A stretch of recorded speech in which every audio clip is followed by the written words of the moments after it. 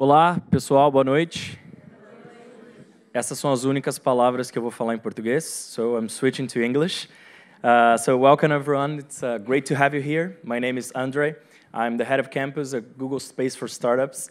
It's a pleasure to host you here, and we're super excited to kick off the second year of Campus Expert Summit.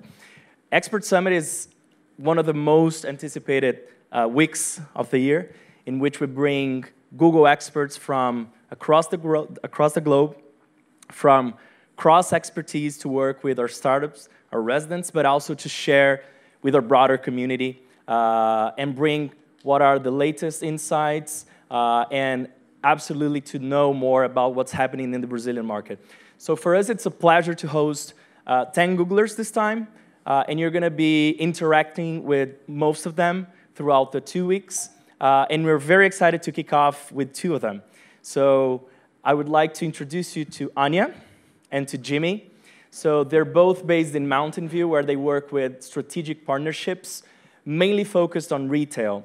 And what they wanted to bring you tonight is actually some of their insights and some of the latest trends that they are seeing in creating a better experience for retail, integrating what are the most important pieces to bring a great user experience, but also great results for companies who are in that space.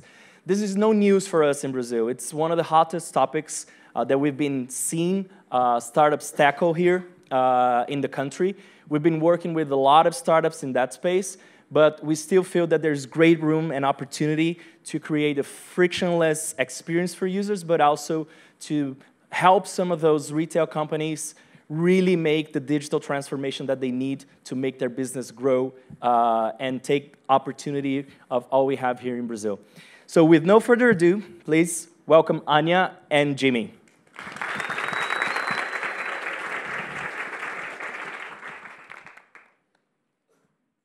Oi, gente, boa noite.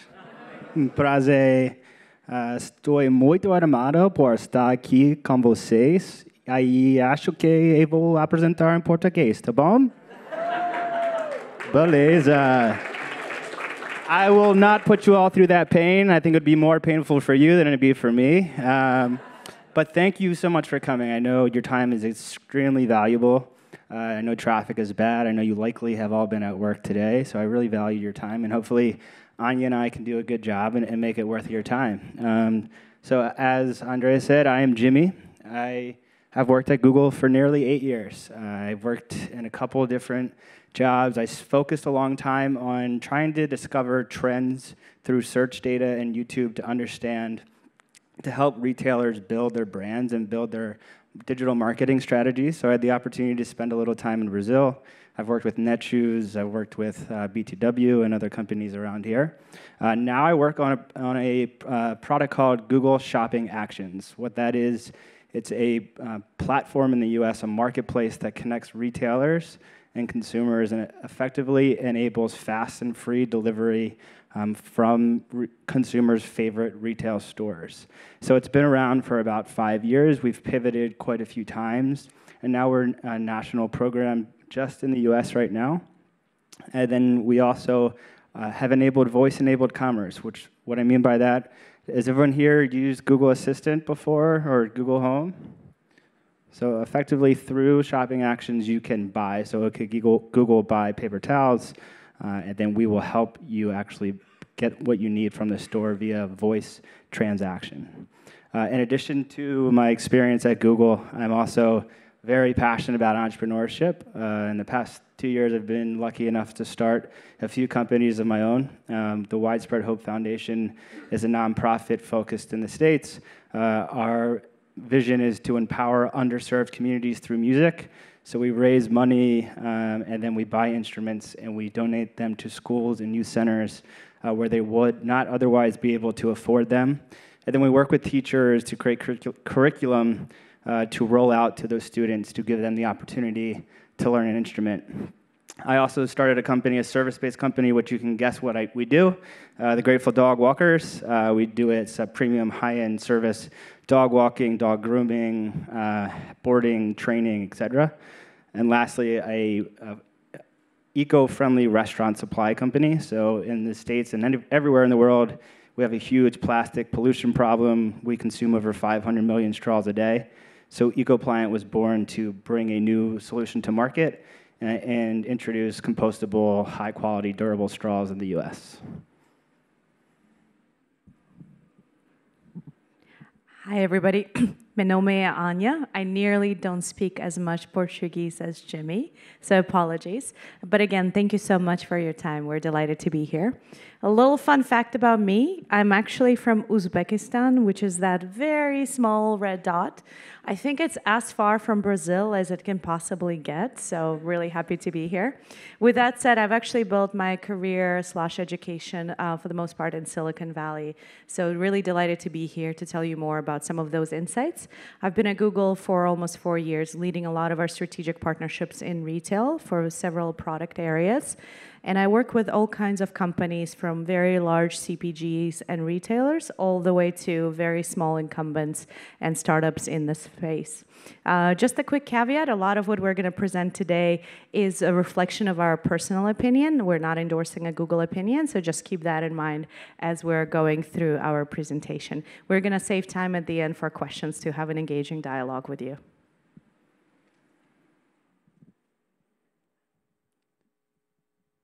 All right, so want to start just by asking, how do you define innovation? Innovation is a very hot word, a buzzword, particularly in an environment such as this. It can have a lot of definitions. So I'd love to hear in English. If you say in Portuguese, I'll pretend I know what you're saying, but I probably won't. But would love to hear just from the audience, how do you define innovation? Just yell it out.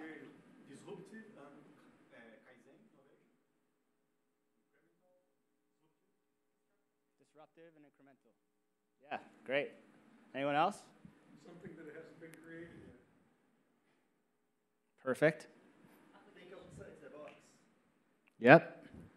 Yeah, so innovation can mean a lot of things to a lot of different people. If you look it up in the dictionary, it's basically a new product, service, idea. So it's very broad. I love this quote. I think is a cool way to think about innovation. I saw an angel in the marble, and I cut it until I set him or her free, which is said by Michelangelo. But I want to present a framework to you all today and a way to help you think about innovation and talk in your companies, organizations about innovation, because innovation can be a lot of different things to a lot of different people. And I think by thinking about this framework, it will help clarify, provide definition, provide clarity, and maybe purpose in innovation in your organization. So we'll start with incremental, which is what you said, incremental. So small changes that can have a big impact, but they're largely just a tweak of an existing product, service, or idea.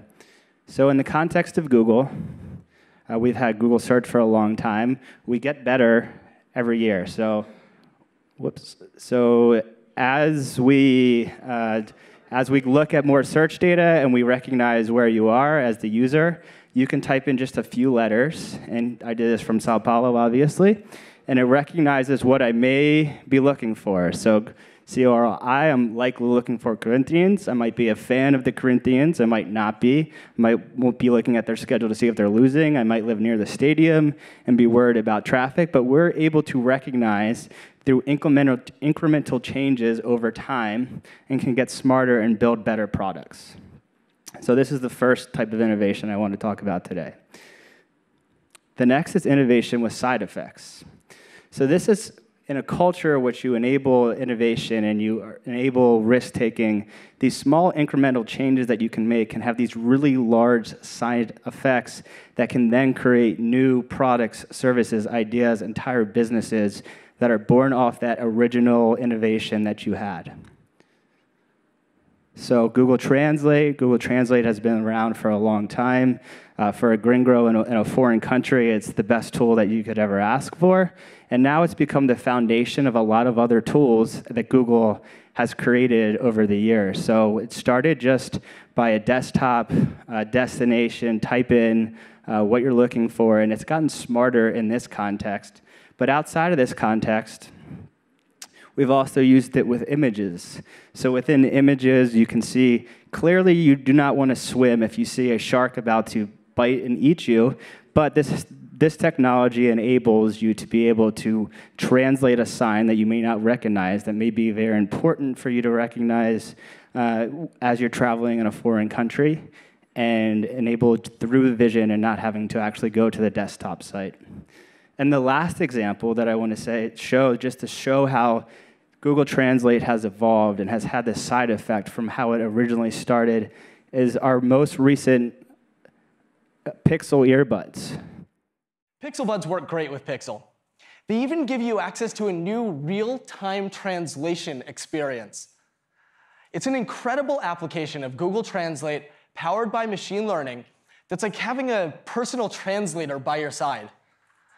To show you how easy this experience is, I'd like to invite Isabel back on stage for a conversation in her native language, Swedish. So, Isabel is going to speak Swedish into her Pixel Buds, and I'll hear the English translation out of Pixel 2's front speakers. And then I'll respond in English, and she'll hear the Swedish translation in her Pixel Buds. To illustrate this today, you'll hear both sides of the conversation. Okay. Hey Isabel, how's it going? Hej Isabel, hur är läget? Helt okej, tack. Absolutely okay, thank you. What do you think of these cool new headphones? Vad tycker du om de här coola nya hörlurarna? Mitt team designade dem, så jag tycker de är ganska coola. My team designed them, so I think they're pretty cool. All right. So while you're up here, what color should I get? Medan du är här, vilken färg ska jag välja? Jag tror ganska blå skulle passa dig. I think kind of blue would suit you. All right. Jag tror jag drar nu. Publiken vill nog se några fler nya grejer. I think I should go now. The audience would like to see some more new stuff.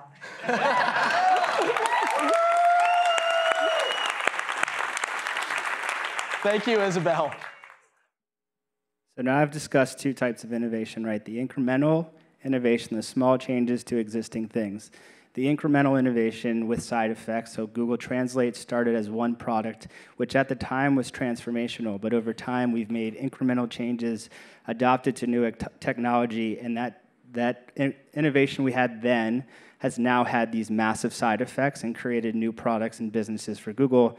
And lastly, transformational innovation. This is the type of innovation that people get very excited about. This is the 20x type of innovation, the oh my God, what are we doing, the self-driving car kind of things, the fiber optic or fiber cable submarine type of innovation that you'll see within companies.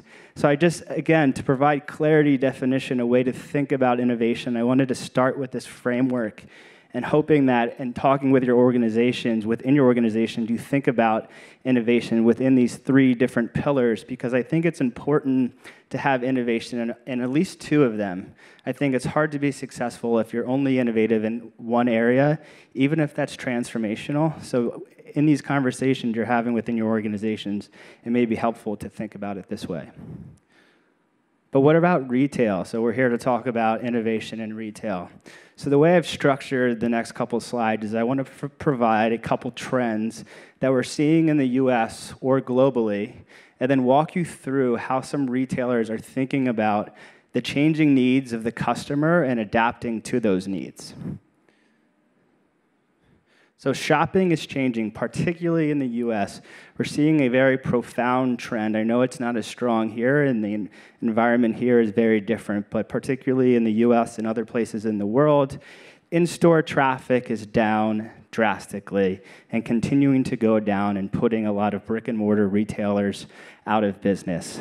However, we know that if we're able to drive you to the store, that you will very likely spend more. So there's different things that retailers are doing to try to combat this trend or to try to adapt to the consumer. So Jimmy wants a new shirt from Gap. Jimmy's lazy. Jimmy doesn't want to go to the store. Jimmy wants to stay home and watch Netflix. But Gap knows that by me trying on a shirt at their store, that I'm very more likely to buy. And by enabling me to have a similar experience at home, by replicating what that experience would be so I can type in my body size and see what it would look like on me, that they can increase the likelihood of me buying without me even leaving my home. Another AR example I want to use, so this is Under Armour. This is at a Disney store in Florida. And basically how they're using AR, or augmented reality, is to bring the store to life. So to create this brand interaction, to create these characters that you wouldn't otherwise have, that you couldn't get in a digital experience, and really make you want to go to the store so you can experience this unique in-store experience.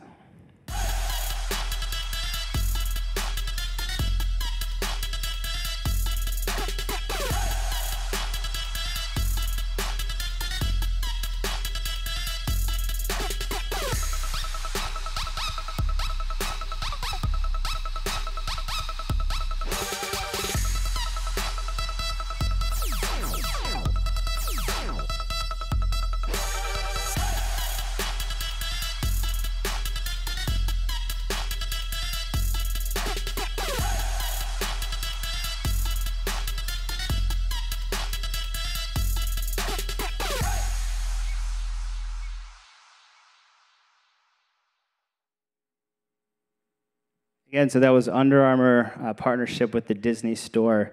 And in that example, they showed something that may be more attractive to children.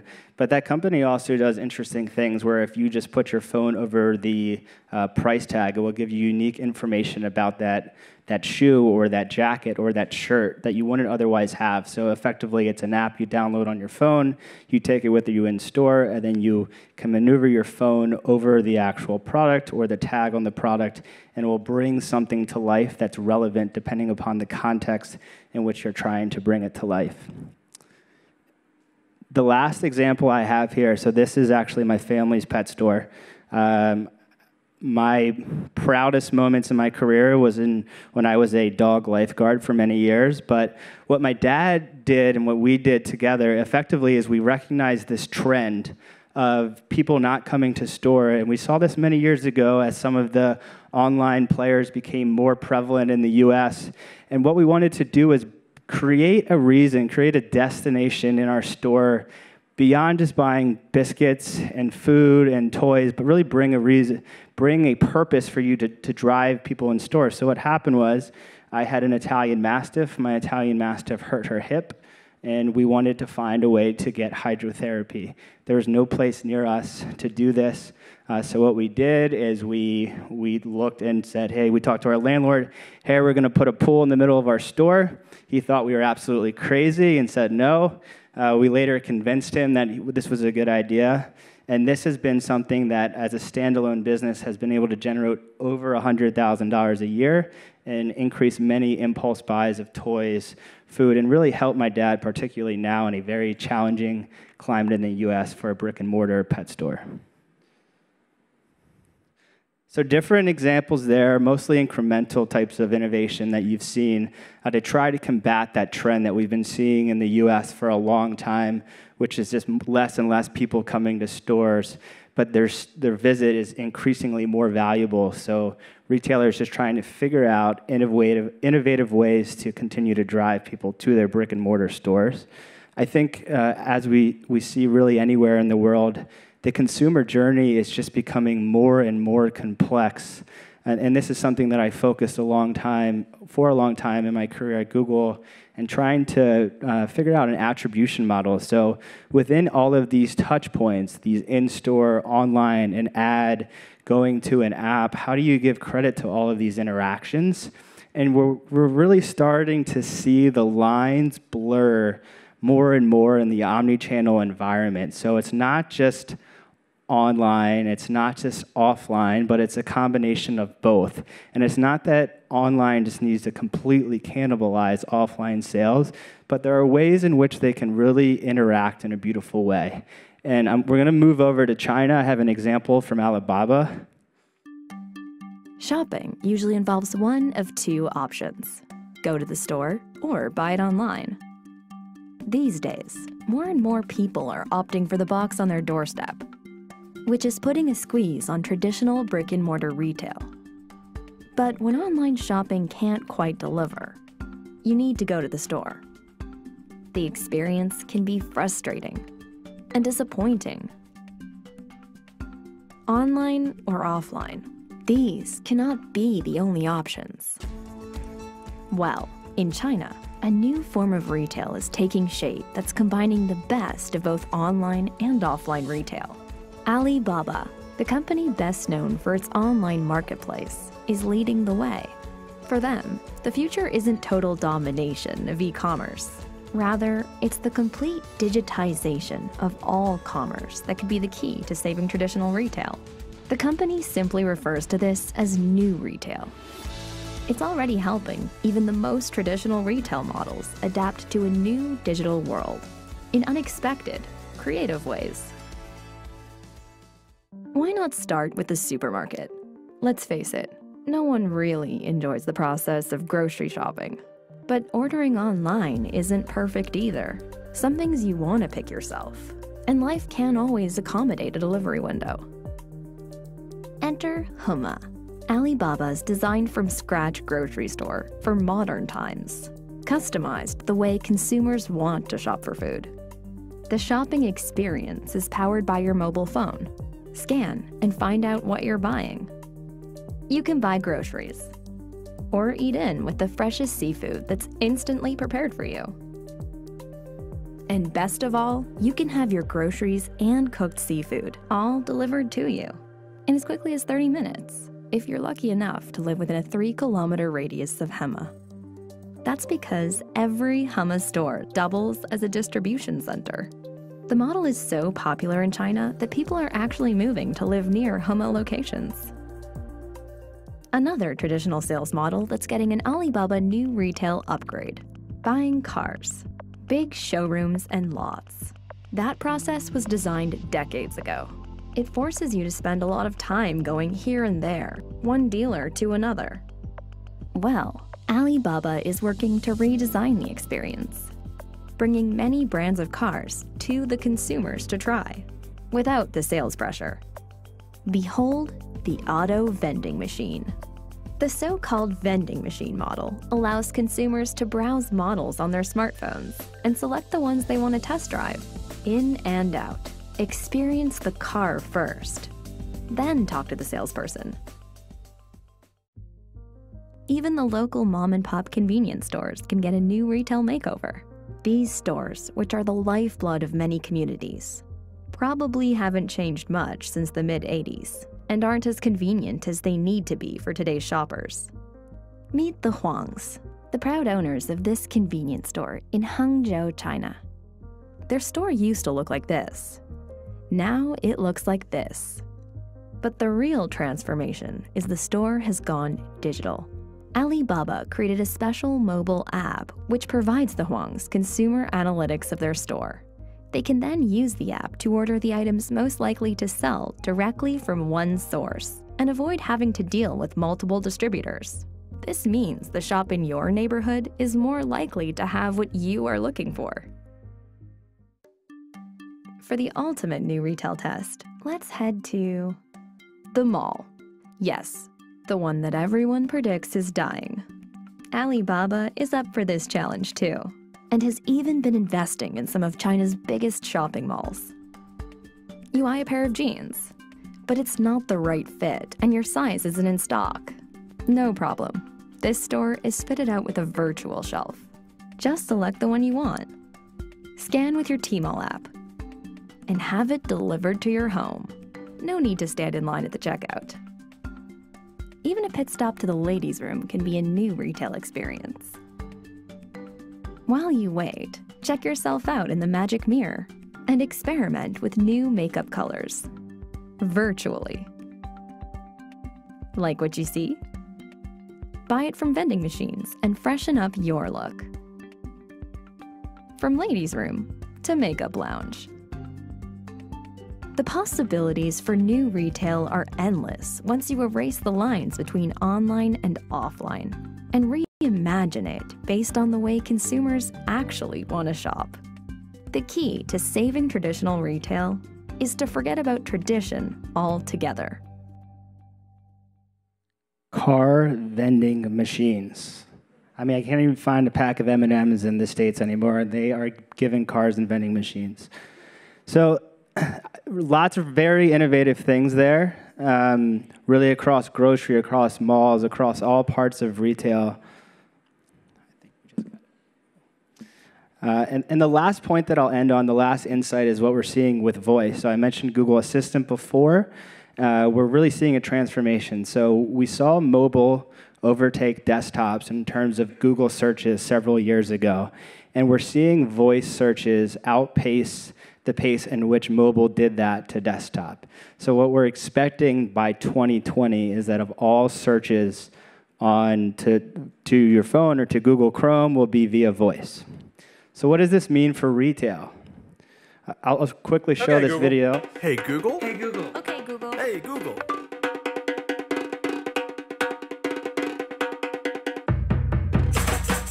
Play some dance music. Sure. This is fresh air. My guest will be Kimmy Schmidt on Netflix. Okay, Google, count to 100. Sure. 1, 2, 3. Play vacuum harmonica on my TV. 71, 72, 73. Play the Wonder Woman trailer. Hey Google, talk to Domino's. Talk to Lonely Planet. Talk to Quora. Show me my photos from last weekend. Your car is parked at 22B. Today in the news. Turn the living room lights on. Okay, turning on the lights. I'm back, baby. Hey Google, drop a beat. Flip a coin. Call Jill. Set a timer. Talk to Headspace.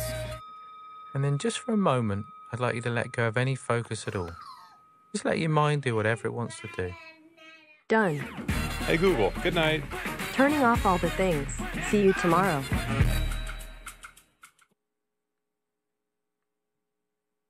So Google Assistant right now, most use cases are entertainment-based. It's music, it's play something on your television.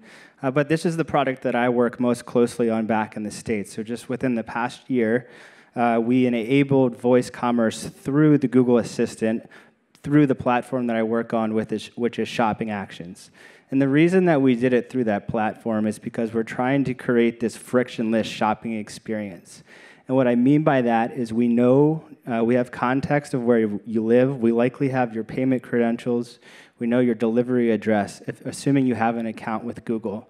And we can know your order history. We know the retailers that you may have loyalty to or a loyalty card with. And since we have all that information, when you say, okay, Google, I'd like to buy paper towels, we'll say you bought a 24-pack of Bounty paper towels from Target last time. Would you like us to reorder?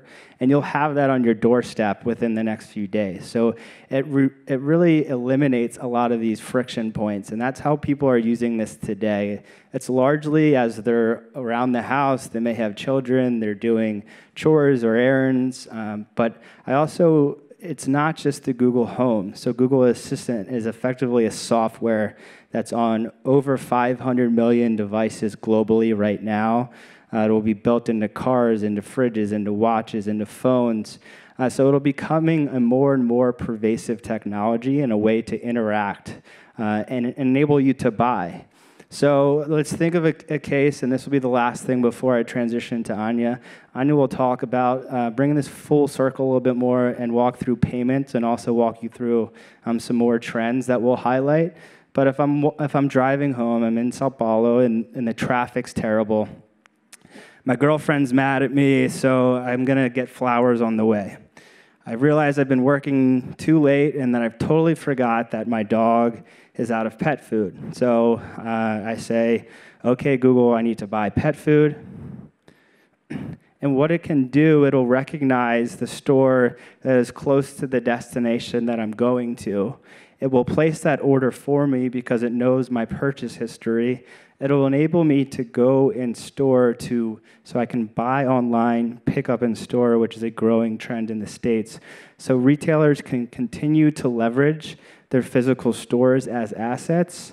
They can drive people in store, and we, as Google, by understanding context, by understanding where you are, by knowing your purchase history, we can make this a seamless, frictionless interaction that you can do on the go. So this is more of a visionary slide. This is not what exists today, but this is what Google's trying to do. So we talked about incremental innovation with side effects. So we'll see the side effects of commerce via the Google Assistant, and we'll start rolling things out like this over time to enable retailers to, again, leverage their physical assets to help mitigate the trend of people coming to the store less and less, and to also help blur the lines of offline and online. Hello, hello. And just to complete the loop, to make this vision that much more frictionless, I want to talk to you about payments and how we're connecting the funnel before I talk about the next trends. We have a lot of our properties with over 1 billion users. Think about Chrome autofill or Play or whatever it may be.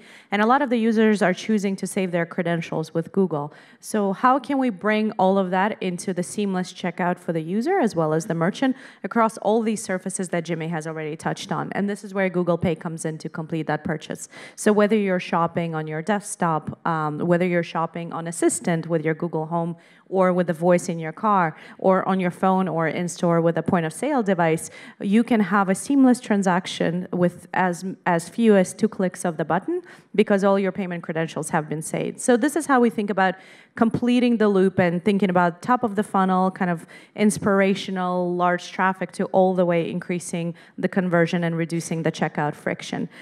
We also have capabilities around loyalty and offers. So how can we use some of that personalized insights to actually bring that to the user based on their geo notifications or help enroll into the loyalty program. So this is already live. For example, in the US, if you're a Walgreens customer, which is a big chain of drugstores, you can actually pull all your credentials with Google Pay and sign up into the loyalty program with 1 click, which is pretty brilliant.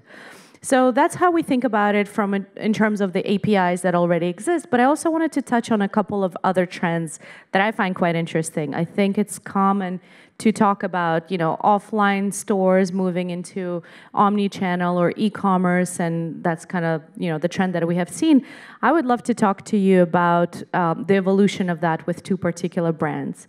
So it's no surprise that the parcel volume, this is US specific, is growing, and in fact, a lot of apartment buildings in the US are turning into this, which I find really interesting.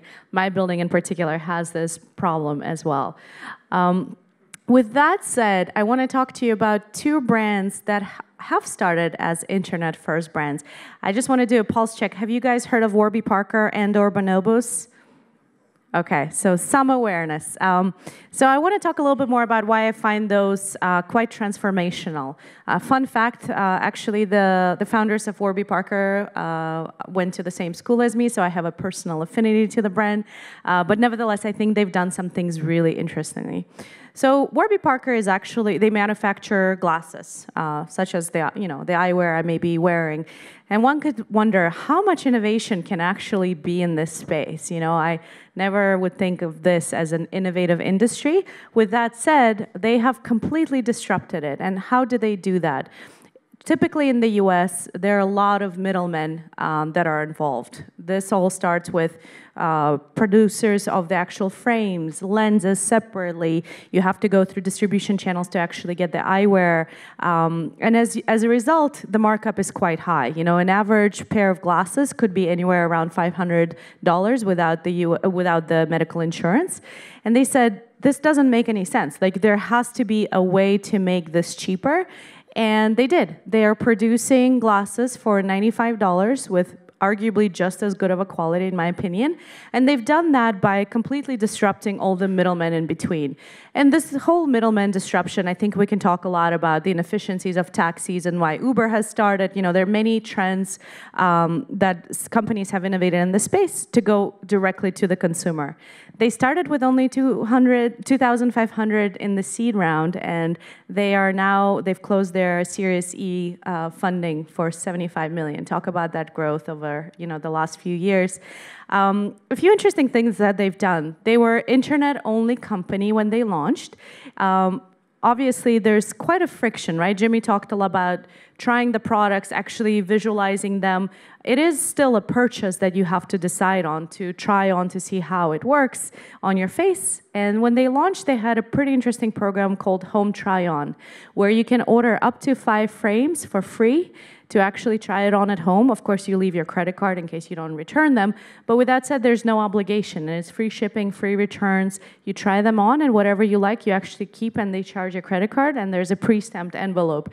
And I find that really interesting. You know, not only did they cut through the middlemen, they cut through the supply chain to actually go directly to the consumer in one of the most cost-efficient ways to do that.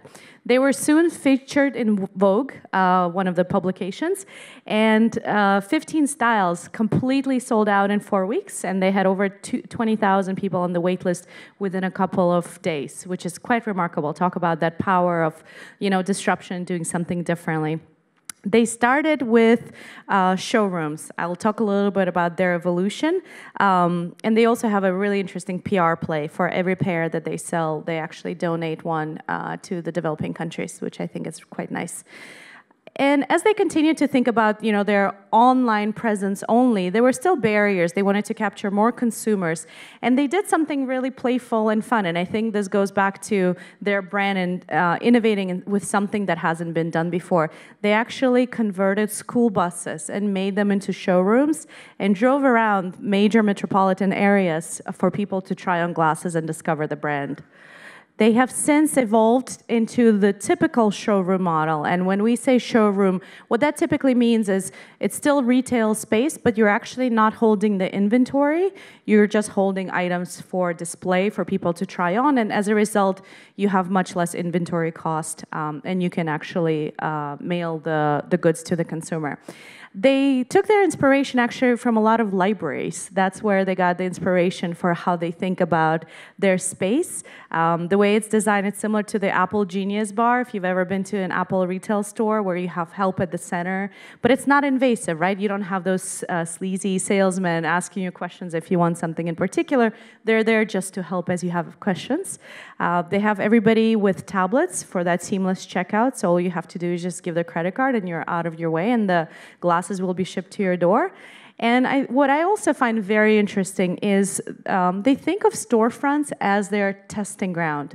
So at any point, at any given time, they're running 10 two-week pilots across any store. So they're really thinking about this as a way to get customer feedback on their design, on how they're communicating the brand, and really feeding that back to, you know, the corporate headquarters, if you will. So for example, one of the insights that has come out of this is the fact that consumers want long mirrors because they don't think of their eyeglasses as just on the face. They want to see it as a whole person.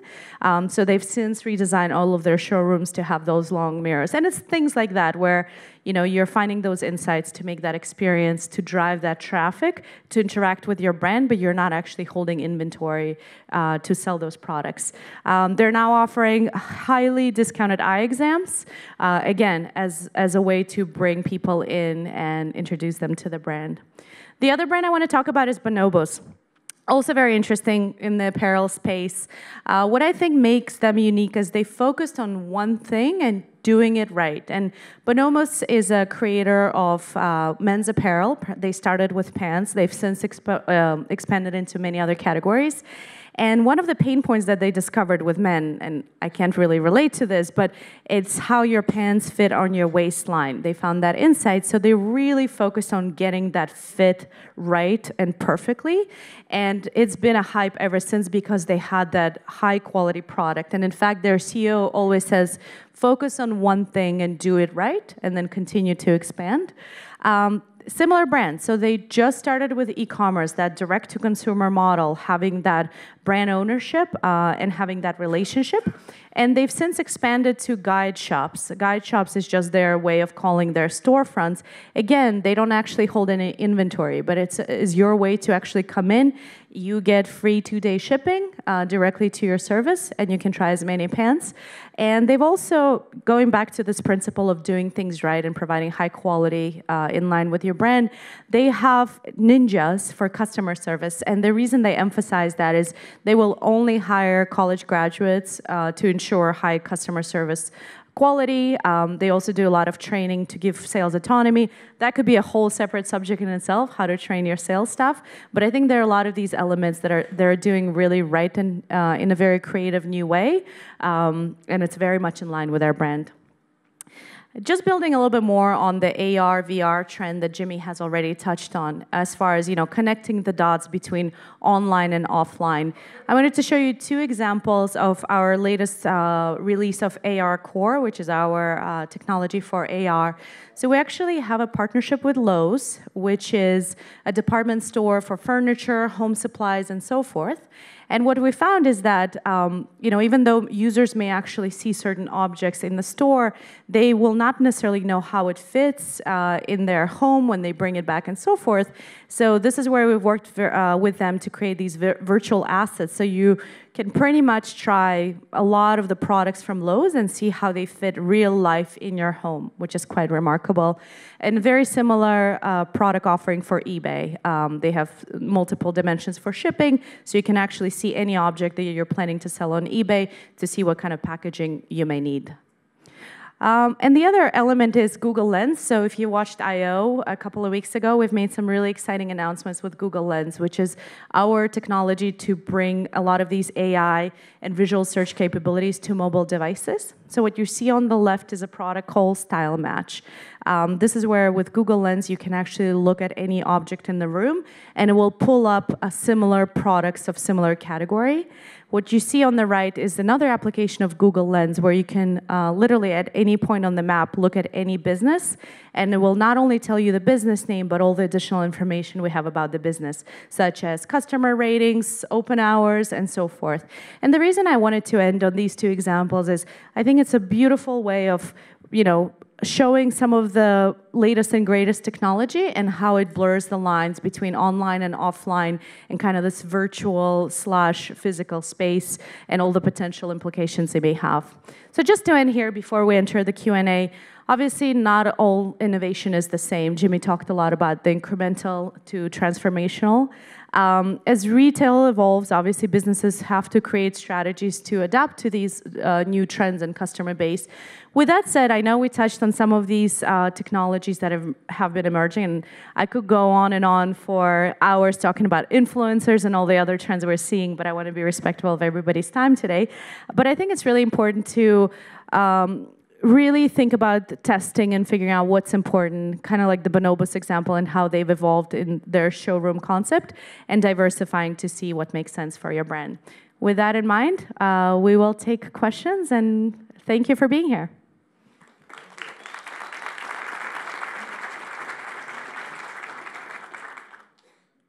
Okay, I'd like to ask you, with all this kind of innovation that we are going to have, with in with the customers and in the market, especially in the retails, we suppose that all the population has already known this kind of innovation.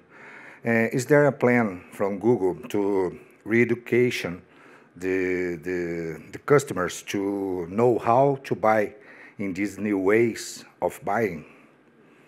So sorry, just to confirm the question, is the question what is Google's plan to educate the customers around these new ways of buying? Yes, that's it. Yeah, I guess there's another microphone, by the way. I think it's a great question. I don't want to comment on Google specifically. I think, in my opinion, what I'm seeing is a lot of this technology is new and innovative. It's still a little bit too early to say what is going to be adopted, what's going to become mainstream, right? We've seen a lot of evolution. Yep. So I think what we typically see is whatever becomes mainstream becomes mainstream. The greatest products will always win, and consumers will learn about them, word of mouth. There's a typical curve that happens, and I think that's how we think about it.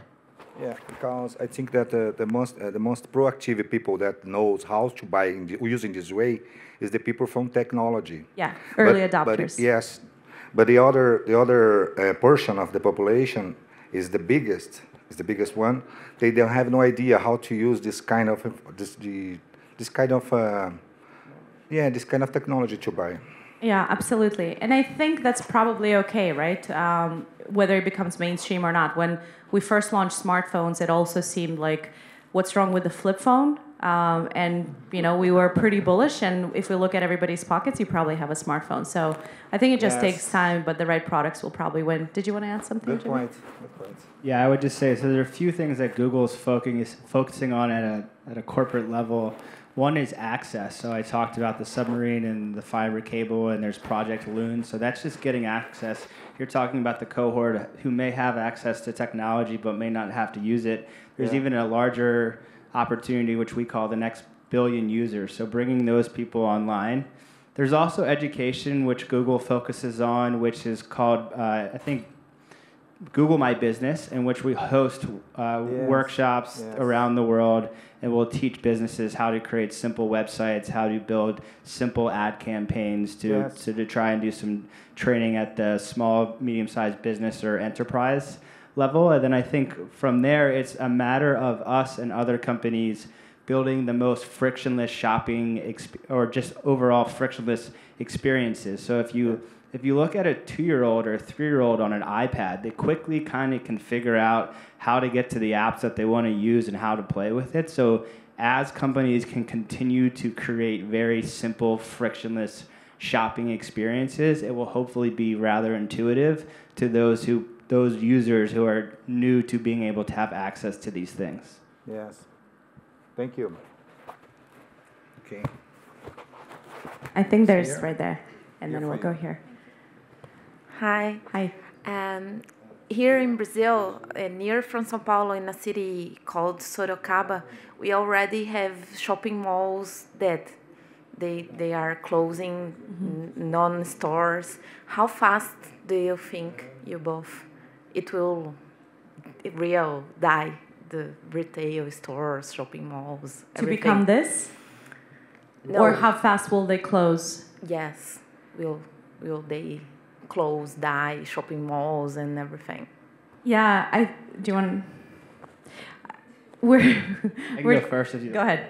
So I don't think shopping malls are dead. I think in some contexts and in some areas they're not working. And the older, I think there was a quote on one of Anya's slide, I forget exactly how it was phrased, but I think brick and mortar retail is here to stay for a very long time. In the US, you're actually seeing businesses like Amazon with their acquisition of Whole Foods trying to move more and more into brick and mortar. You're seeing companies like Bonobos, who were traditionally online only, who are moving into in-store. So I think that the store is here to stay long-term.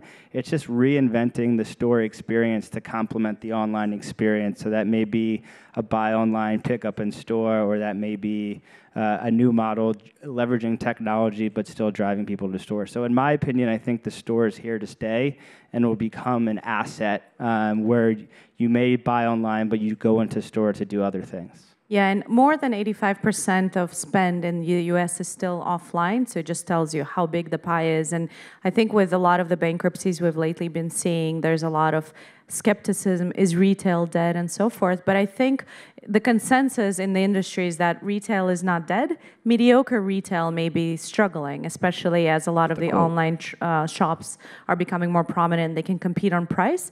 But if you think about more of the higher end brands or those that have a unique brand or loyalty, such as Warby Parker, for example, or the very low end, such as Walmart, where they can offer competitive prices, they're definitely here to stay, right? So what is the unique value proposition of your brand? And I think it's fair to say that retail is definitely not dead. I think I read in Brazil it's still 96% in store as well. So the U.S. is more progressive than most countries in terms of amount of sales that are offline. And like Anya said, it's still 85% in store.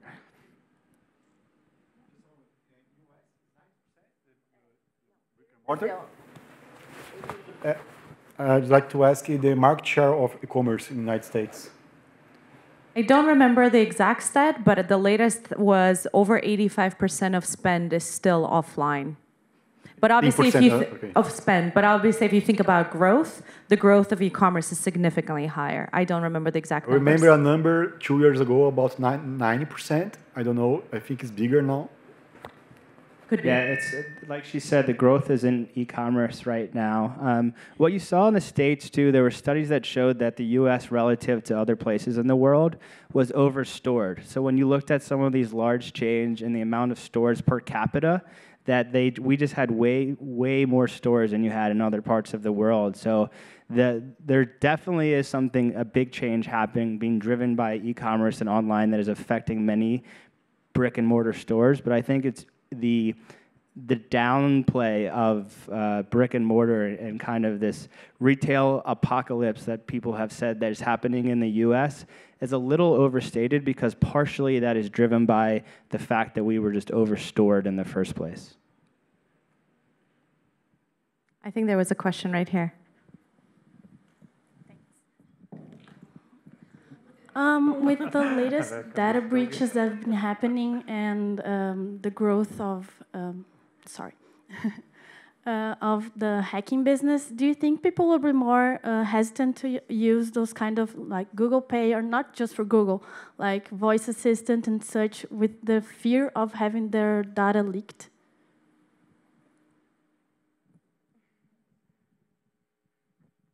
Yeah, that's the concern all the time.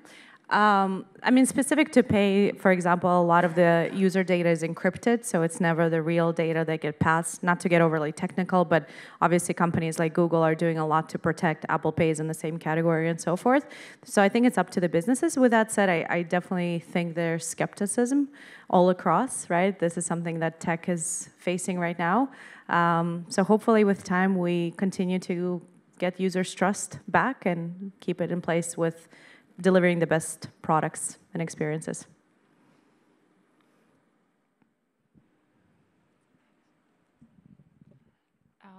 Here in Brazil, we have like a great tendency of exchange services.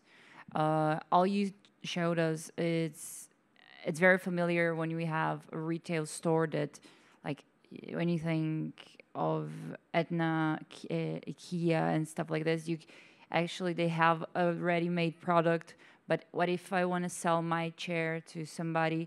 Do you have? Are you predicting those kind of interactions between peer-to-peer?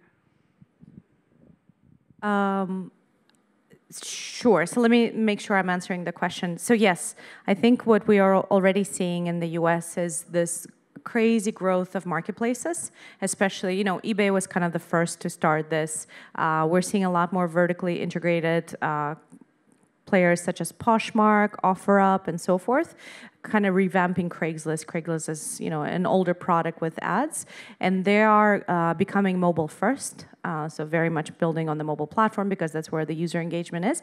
So I think because we're seeing a lot of the growth and engagement of such brands, that will continue to create opportunities to sell peer-to-peer. Does that answer your question, or was there something more specific? Was something more specific with the experience, like we were talking about augmented reality, virtual reality, and it is easy when you have like a ready-made product from IKEA and you can scan it and you can prepare your platform for it. But when you're doing exchanges on person-to-person structure, the person doesn't have all the equipment to scan that chair or to scan that product or to describe that service. So in that context, I think technology will continue to evolve where you could have technology like that within an app on your phone. The example I showed with Under Armour as an example, that was just a free app that you could download and then something that you would put on the price tag. So that's something that you could do from home in a peer-to-peer marketplace. Yeah, and I will say right now, a lot of the technology that we've shown, it is quite resource consuming to create what we call those virtual assets, right? And not every company, not every individual would have that. So hopefully it's a matter of time. If this continues to evolve, we as in the society, make it as accessible and as democratized as possible. And I think the similar analogy I often think about is 3D printing, because even a couple of years ago, everybody was really bullish on 3D printing, and it probably will become mainstream one day, but right now it's still costly, time-intensive, and so forth. So we'll see what technology wins and how to make it as easily accessible to everybody. Yep. I think some of the main barriers for people not buying online are like smells and the inability to touch stuff. Mainly women, they really need to touch things before buying. They have like this tactile necessity before buying it, mainly clothes, etc. But it can sound, my question may sound a little strange or insane, but since we are dealing with Google and technology, are there any projects like thinking about how to access those senses through internet?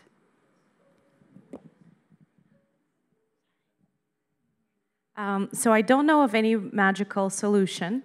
If I did, I would probably be a millionaire. I think it's fair to say that I think what you're talking about is the barrier to purchase and that friction. So for example, a couple of retailers are taking that barrier down by introducing free shipping and free returns. So this is how, for example, Nordstrom is doing it. So, you know, you still pay for the good, but then it's so seamless for you to return the product. Other brands partner, for example, with Birchbox. So if you're a cosmetic brand, there's a really interesting company called Birchbox, and they actually provide samples to women. It's pretty cheap. I don't remember what it costs, but a woman would be getting a sample box every month of sample-sized products, and they actually get those products from brands that want to be discovered by women. And then if you want to buy a full-size product, of course, you can pay it through Birchbox or buy it from the brand itself. So I think it's a really interesting way of getting to women with as little commitment with that touch and feel and discovering of the brand before committing to a fuller purchase. So that's another angle that I've seen in the ecosystem. Hi, I would like to make a compliment about the retail stores in mall and the idea to buy something online. I live in China about 3 years, and almost my shopping was online. Even meat or vegetables, I always bought online. I think the stores in China, even in Shanghai, where I live, mainly the stores, the shopping malls, big shopping malls, becoming like a ghost shopping malls. So I believe, of course, this idea of offline and online together, but I can see if they continue the idea of mediocrity retail, maybe you go down. But online, I think is able to approach it, all the products, because I never imagined I could buy a piece of meat online. This for me is crazy when I saw. So I don't know. I think the stores, if you continue the way it is, I think you go down soon. I don't know, just idea what I saw. Yeah, but believe it or not, companies like Instacart and there are many others, even in the US, there's definitely a segment of consumers that want that convenience of ordering online to have the shopper, you know, buy it and bring it. So maybe it's not for everybody. Maybe it will evolve and become mainstream one day, but maybe it will continue to have different segments, people who want to touch and feel, and there are other ways you can get creative around getting to that consumer. But I think what we're saying is, you know, traditional retail is definitely here to stay. But how can we think about some of the additional technology and innovation even to power that in-store experience? Yeah, and just to build off of that, for grocery, the example that you used, it's extremely hard as a business to do grocery delivery.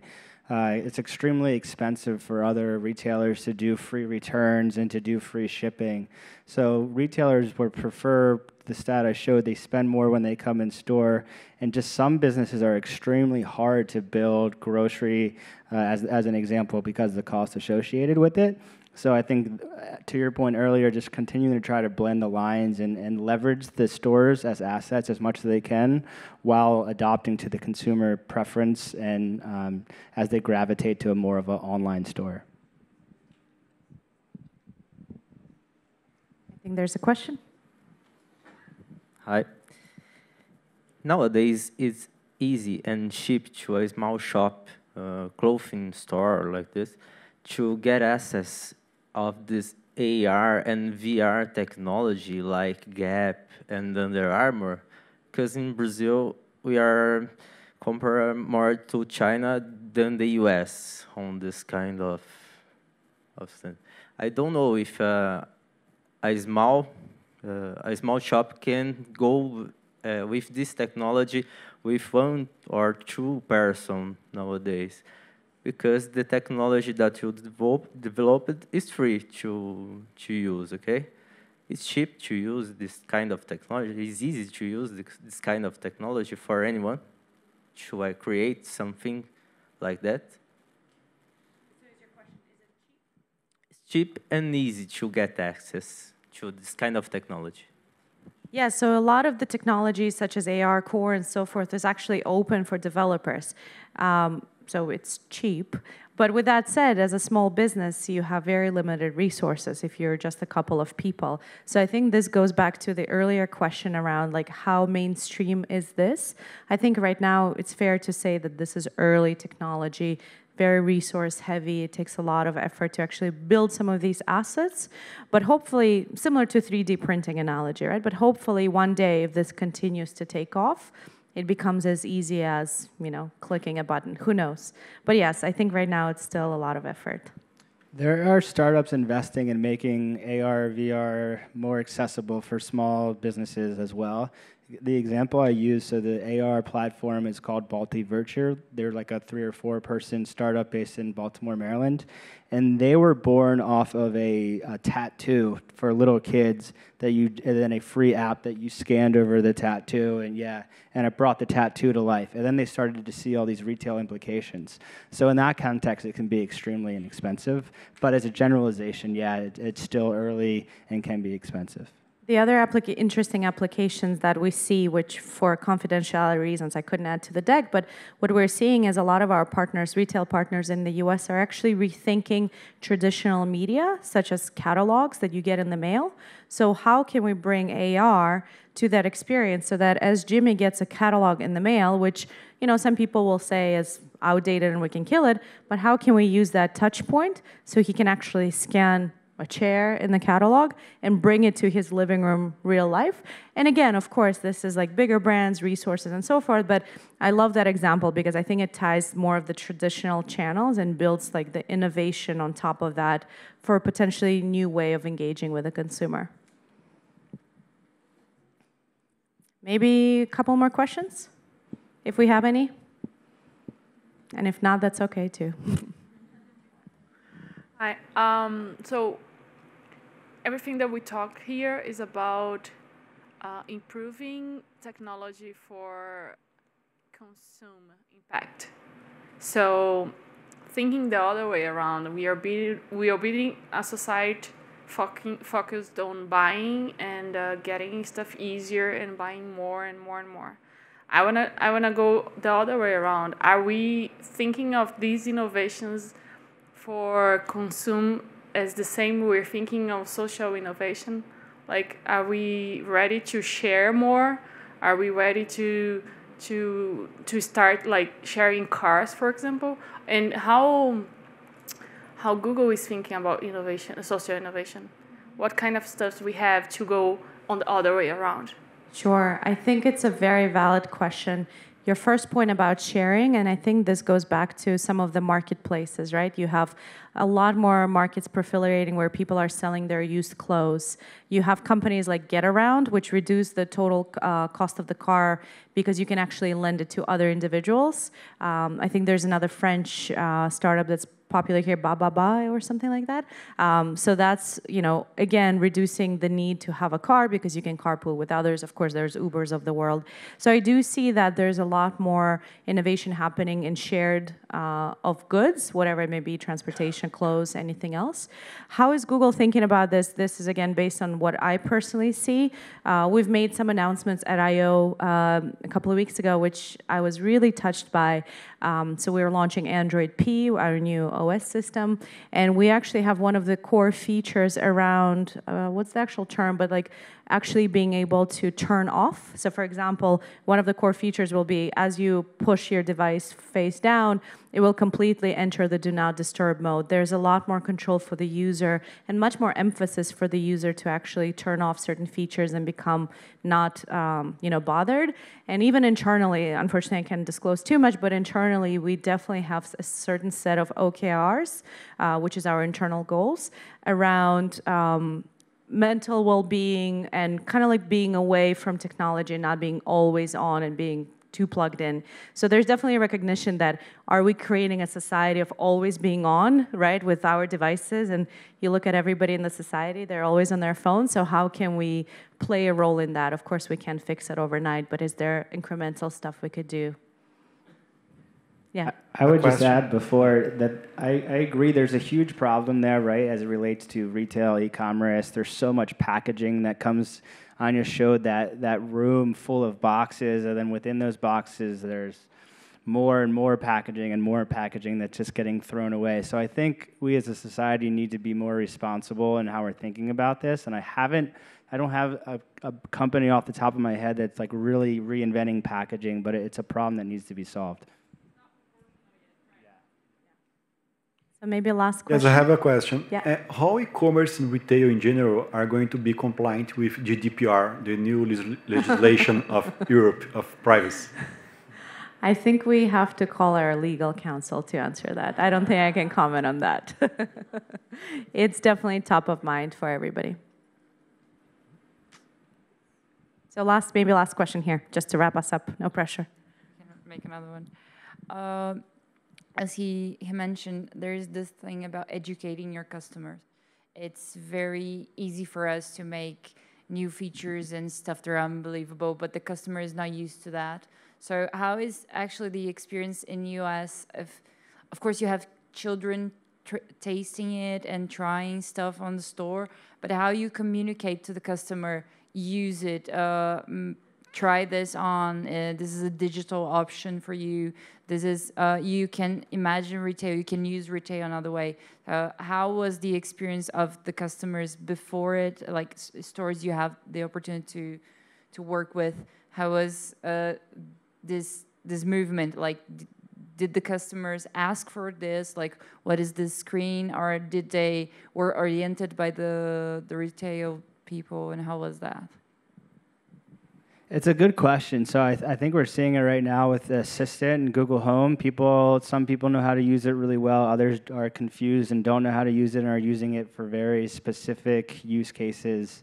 But I think as we look back at technology and things that have come out over time, and even the flip phone, people didn't really know how to use it at first. The iPhone, people were super confused by. But over time, I can't think of a proactive approach in which Google has taken. There's in-store kind of education, end caps, use cases, and then you may have people in store doing training. But aside from that, I think it's just the evolution of people learning technology over time in a particular case and adapting, and then the technology learning from the human interaction to get smarter to make it easier. Yeah, and your other point about, did they ask for it or not? I love the quote of, if we wanted to build another better horse, whatever the Henry Ford said, we would just build another horse, not a car. So I think it's a great example of just thinking 10x is a lot what we say, anticipating the user needs, but really being proactive around what we think may stick. Sometimes it may fail, sometimes it will take off. But I think if you ask the users too much, that's not where innovation happens, right? They'll give you customer feedback, but that's not how you get to the 10x idea. So thank you, everybody, for taking the time. Do we need any closing remarks? No, I'm told not. Really appreciate you taking the time. Thank you guys for coming.